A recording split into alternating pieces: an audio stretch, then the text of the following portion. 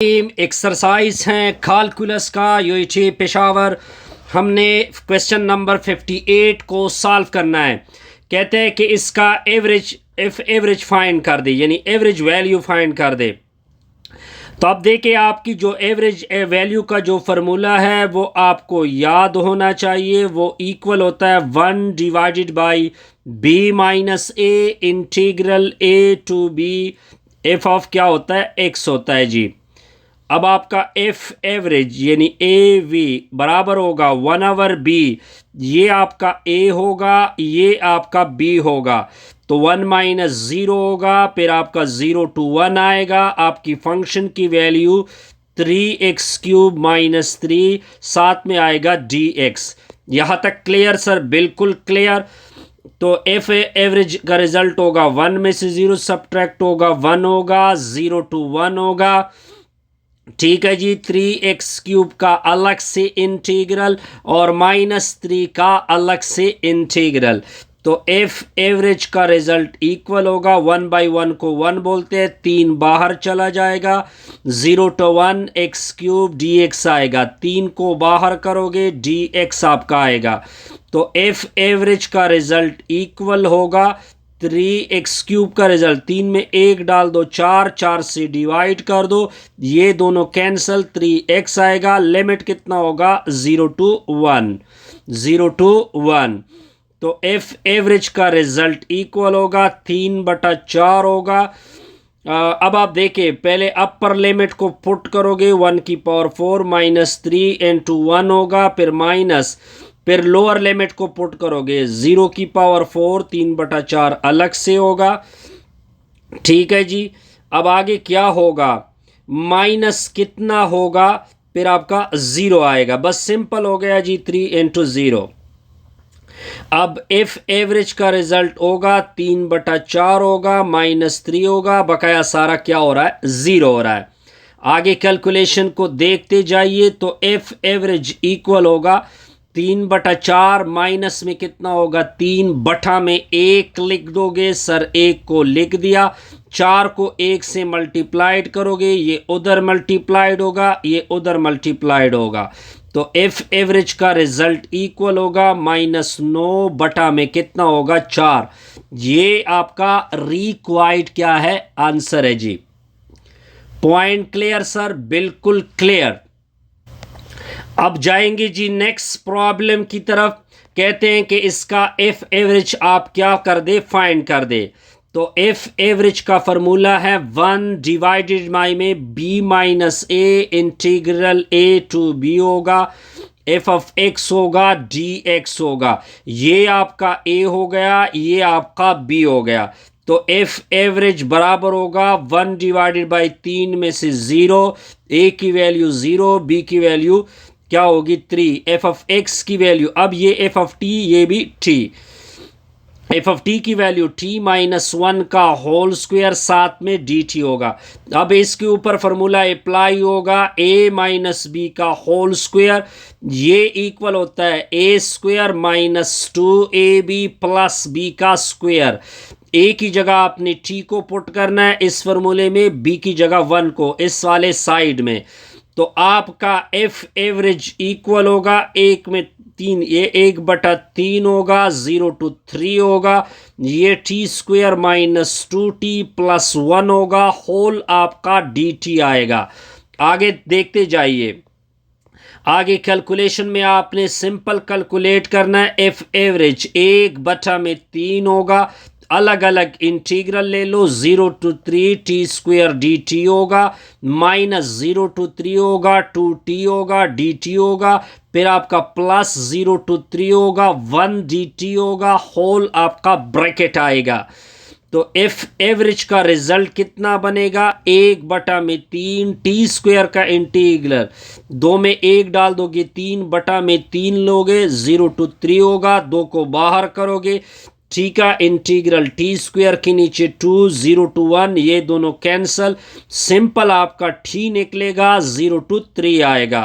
तो F average का result equal होगा 1/3, ये सारों से कॉमन है, 1/3 साइड पे करोगे 3 का क्यूब होगा माइनस 0 का क्यूब होगा, 2 और 2 कैंसल, 1 का स्क्वायर होगा, 0 का स्क्वायर होगा, 3 में से 0 को सब्ट्रैक्ट कर दोगे।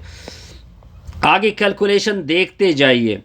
एफ एवरेज का रिजल्ट इक्वल होगा 1/3 होगा, ये 1/3, 3 को 3 मरतबा मल्टीप्लाइड करोगे 27 माइनस 1 प्लस 3 होगा। तो एफ एवरेज का रिजल्ट इक्वल होगा 3 एकन 3, 9 3 27। तो 1/3, ये मैं इस तरह कर देता हूँ, इसको बैठा देता हूँ जी।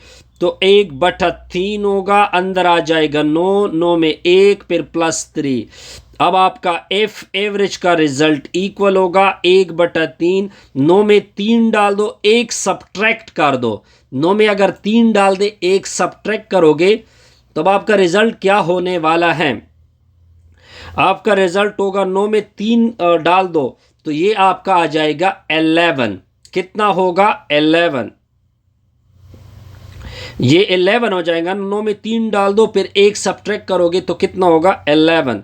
ठीक है जी। तो एफ एवरेज का रिजल्ट इक्वल होगा 11/3।